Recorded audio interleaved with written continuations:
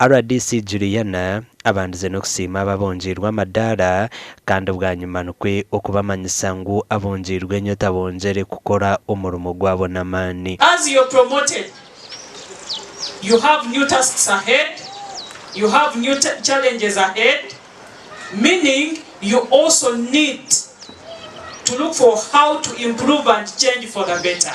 Juliana hona ihirira hayamanyisa ngu Pooriisi ine kurwana okureba ngu yarwanisa ibikorwa by'obushomankuzi kandi n'obutabyetabamo. But where the issue is integrity.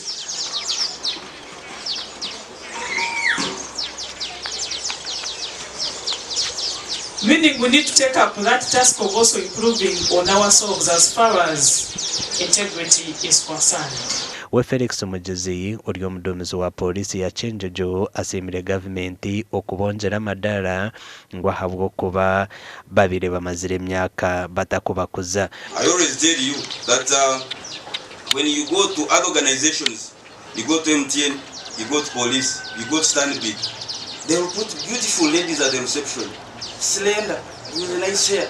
But look at police, they will look at those ones who are aged, those ones who are lame. Those are the ones they put at the counter. You know, we must change the image of the force. Yes, let's also look for handsome boys.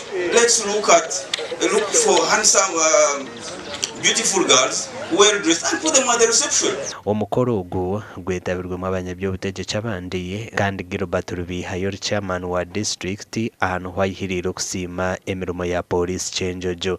That I wanted to show you that you are doing good work in our district, and I'm really very appreciative. And therefore, I'm also calling upon you to say that carry on.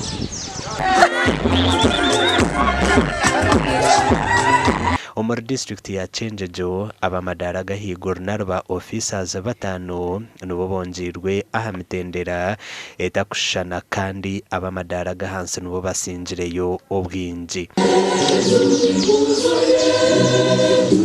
Amakuru agagasha kwa Daniel Bingana.